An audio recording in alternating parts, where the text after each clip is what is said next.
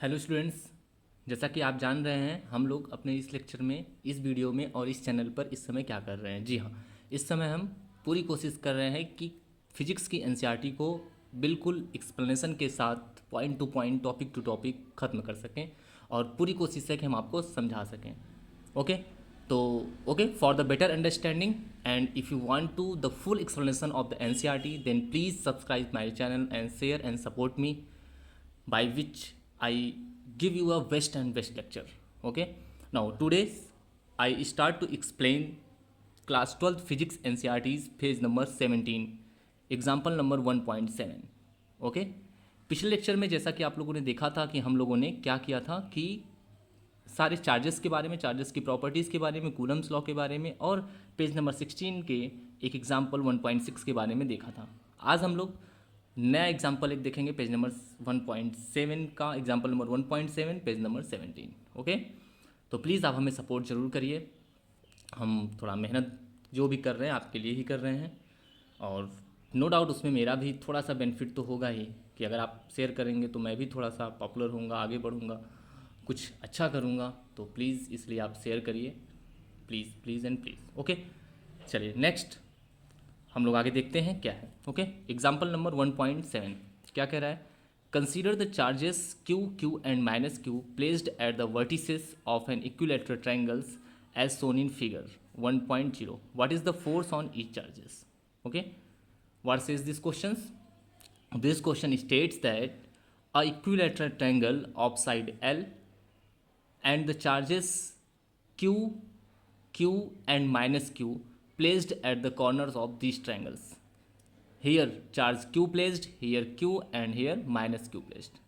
Find the forces at each charges on this corners of the triangle. Means कह रहा है कि इस ट्रायंगल के हर वर्टिसेस पर हमने जो चार्ज रखा है उस चार्ज पर लगने वाले फोर्स को कैलकुलेट करना है कि बताइए कि यहाँ पर कितना फोर्स लग रहा है टोटल, यहाँ पर कितना लग रहा है और यहाँ पर लग रहा है क्या? यहाँ पे एक इक्विलेटरल ट्रायंगल है और इस इक्विलेटरल ट्रायंगल की साइड यल है और इसके हर वर्टिसेस पे चार्जेस रखे गए हैं।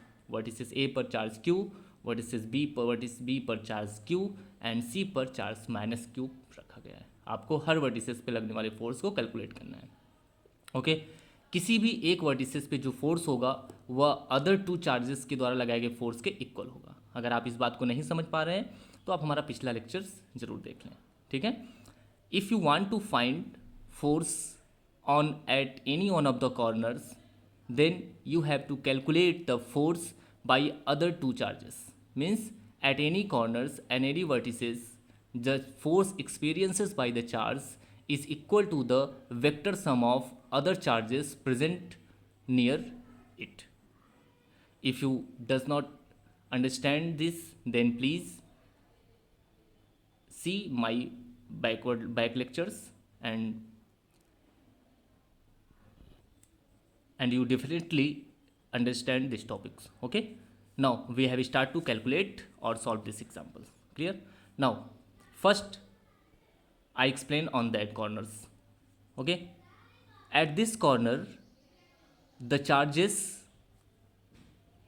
of C and B applies the Coulomb's force. Charges A हम आपको हिंदी और इंग्लिश दोनों में एक्सप्लेन कर लेंगे, ठीक है। थोड़ा सा किसी को हिंदी में समझ में आ सकता है तो किसी को इंग्लिश में, तो हम एक लैंग्वेज में पहले बता देते हैं हिंदी में, ठीक है, उसके बाद आपको इंग्लिश में इसको एक्सप्लेन कर देंगे, ठीक है। तो चार्जेस ए पर जो फोर्स लगेगा वह बी के कारण भी लगेगा और सी के कारण भी लगेगा, ठीक है। तो चार्जेस पहले ए पर हम देख लेते हैं। ए पर ये क्या है? पॉजिटिव है और ये भी पॉजिटिव है, तो पॉजिटिव के बीच में फोर्स ऑफ रिपल्सन, तो ये इस पर इस डायरेक्शन में फोर्स लगाएगा। क्लियर? कल भी मैंने बताया था कि सबसे पहले डायरेक्शन डिसाइड करते हैं और इस पर सी के द्वारा भी फोर्स लगेगा। सी पर चार्ज माइनस Q है और इस पर Q, तो माइनस Q और प्लस Q अट्रैक्ट टू फोर्स लगेगा, इसलिए ये इसको अट्रैक्ट करेगा अपनी तरफ, यानी इस पर इस डायरेक्शन में फोर्स लगेगा इसके कारण, ठीक है। तो इस पर इसके कारण इधर फोर्स और इस पे इसके कारण इधर फोर्स, तो इनका रिजल्टेंट जो होगा वह इस डायरेक्शन में वर्क करेगा। इन दोनों के बीच हम देख सकते हैं 120 डिग्री का एंगल बन रहा है। क्लियर? सेम अब अगर हम इस पे देखेंगे तो इस पर इन दोनों के कारण लगेगा फोर्स, ठीक है। इसी तरह से इसके कारण माइनस प्लस है तो अट्रैक्शन होगा इस डायरेक्शन में, इसके कारण रिपल्सन होगा और वो होगा इस डायरेक्शन में, ठीक है। और इन दोनों का रिजल्टेंट भी इस साइड वर्क करेगा। अब हम देख लेते हैं इस पे बात करेंगे तो इस पर जो फोर्स लगेगा इसके और इसके कारण लगेगा। ये दोनों भी अपोजिट चार्ज हैं, ये प्लस है और ये माइनस है, अट्रैक्शन इधर, ये भी प्लस है और ये भी माइनस है, तो ये भी इस पे जो फोर्स लगाएगा अपनी तरफ ही खींचेगा इधर। इस तरह से ये दोनों फोर्सेस इधर लगेंगे और इनका रिजल्टेंट इस साइड। इस समय इन दोनों के बीच का एंगल आप देख सकते हैं कितना है, 60 डिग्री, ठीक है। तो अब हम रिजल्टेंट सॉल्व करेंगे वेक्टर एडिशन से, पैरेललोग्राम मेथड से। इसमें भी लगेगा F1 equal to under root इसका स्क्वायर प्लस इसका स्क्वायर प्लस 2 ये प्लस इंटू ये कॉस 120 डिग्री। ये भी यही होगा, बस इसमें थीटा की जगह क्या हो जाएगा बेटा, थीटा की जगह इसमें 60 डिग्री हो जाएगा, इसमें 120, ठीक है। तो हम तीनों सॉल्व करते हैं और देखते हैं आंसर कितना आता है। क्लियर? ओके, तो चलिए स्टार्ट करते हैं हम लोग इसको सॉल्व करना। ये देखिए, पहले हम लोग ए पर एट ए पर लगने वाले फोर्स को कैलकुलेट करते हैं। तो एफ रिजल्टेंट इक्वल टू ए पे लगने वाले फोर्स को इन्होंने F1 माना है और बी वाले को F2 माना है और सी वाले को F3 माना है, ठीक है। इसलिए पहले हम लोग F1 कैलकुलेट करने वाले हैं। क्लियर? तो F1 equal to under root, ठीक है, बी के कारण लगने वाला फोर्स प्लस सी के कारण लगने वाला force plus 2 FB FC cos 120 degree. Clear? F1 equal to FB और FC सब इक्वल है, जितना ये लग रहा है उतना ये है, अभी मैं आपको दिखा दूंगा, ठीक है। इसलिए सबको F मान के हम सॉल्व कर ले रहे हैं। ये भी सेम है, जितना ये है उतना ये दोनों ही हैं। cos 120 की वैल्यू -1/2, 2 कैंसिल हो गया। ये F1 इक्वल टू आ गया ये 2F स्क्वायर माइनस ये आ जाएगा F into F square, 2F square में से F स्क्वायर जाएगा तो F स्क्वायर बचेगा, ये बाहर आ जाएगा तो F1 इक्वल टू F, यानी कि F के बराबर ही आ गया, किसी एक के बराबर लगने वाले फोर्स के इक्वल आ जाएगा, ठीक है। ओके, और फार्मूला क्या होता है अगर हम F1 यहाँ पे FB FC लिखना चाहें तो FB equal to 1/4 pi epsilon naught Q1 Q2।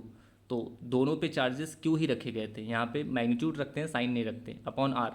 Distance कितनी थी L, तो L स्क्वायर, ठीक है। सब पे चार्ज Q ही है तो Q स्क्वायर। और इसी तरह से FC भी 1/4 pi epsilon not coulomb law के अकॉर्डिंग Q1 Q2 अपॉन में L स्क्वायर, यहाँ भी साइड क्या थी L स्क्वायर, ठीक है। आप देख सकते हैं कि ये Q1 Q2 सेम है और ये L स्क्वायर, यहाँ पे भी Q1 Q2 सेम है और ये L स्क्वायर, ठीक है। तो फोर्सेस सेम आएंगे।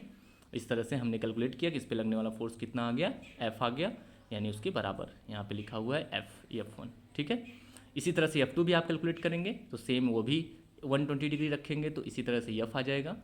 अब इसके हम लोग कैलकुलेशन करेंगे तो इसके भी देखिए इन दोनों के बीच लगने वाला फोर्स कितना होगा, Q1 सेम है, Q2 सेम है और R भी सेम है, ठीक है। ये भी Q रखा गया है, यहाँ भी Q1 Q2 same, R same, Q1 Q2 same, R same, ये भी फोर्स सेम होगा, बस एंगल कितना हो जाएगा 60 डिग्री रख के सॉल्व करेंगे। तो आपने देख लिया कि F2 जो है सेम आना है, F1 के बराबर ही होगा, ठीक है।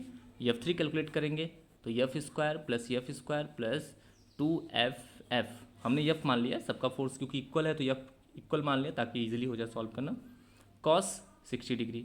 और cos 60 डिग्री की वैल्यू कितनी होती है 1/2, तो ये आप इसकी जगह 1/2 रख देंगे तो ये आ जाएगा 2F square plus 2F square, F into F square, इसकी वैल्यू 1/2, ये कट गया, ये 2F स्क्वायर और 1F स्क्वायर, ये आ जाएगा √3F स्क्वायर, तो F बाहर आ जाएगा तो F3 इक्वल टू कितना आ जाएगा √3F। इस तरह से F3 आ गया इतना, ठीक है। ओके, इस तरह से इन्होंने भी F3 निकाल लिया कितना √3F। क्लियर?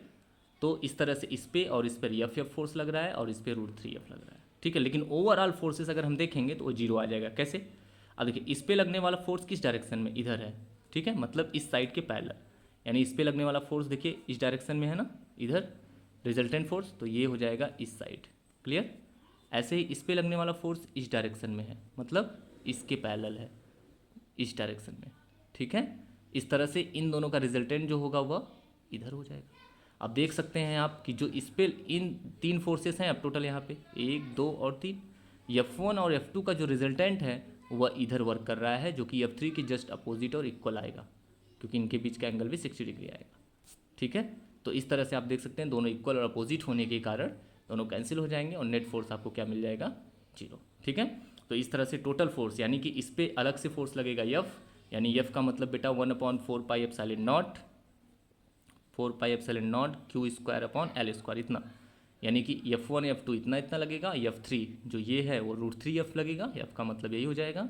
और जब हम तीनों को मिला के रिजल्टेंट निकालेंगे तो 0 आ जाएगा। ठीक है, क्योंकि इन दोनों का रिजल्टेंट इसके जस्ट इक्वल और अपोजिट हो जाएगा, जो कि इसको कैंसिल आउट कर देगा। ठीक है, आप देख सकते हैं इन दोनों के बीच यानी इसके और इसके बीच का एंगल भी ये 60 डिग्री बन रहा है, जो कि सेम √3F ही आ जाएगा जैसे इसको निकाला है। ठीक है, तो √3F equal and opposite 0। Clear? Okay, I hope आपको अच्छे से बिल्कुल समझ में आया होगा ये चीज़ें। अगर फिर भी आपको कोई प्रॉब्लम है तो प्लीज़ आप मुझे कमेंट करें, मैं फिर से आपको समझाने की कोशिश ज़रूर करूँगा। ठीक है, ओके। चलिए नेक्स्ट लेक्चर में हम लोग अब इलेक्ट्रिक फील्ड इंटेंसिटी के बारे में पढ़ने वाले हैं, क्योंकि अभी हम लोग क्या कर रहे हैं, एक्स्ट्रा कोई प्रैक्टिस नहीं कर रहे हैं। अपना एम क्या है कि ओनली फुल एनसीईआरटी कवर करना। ठीक है, the aim of this lecture that coverage the full NCERT with full explanation, not any other topics or any other form of the explanation, only full NCERT. If you doubt for any topics in any topic in NCERT's physics, then you can ask me in a comment. I try to explain it better. Okay, thank you, please support guys. Thank you so much.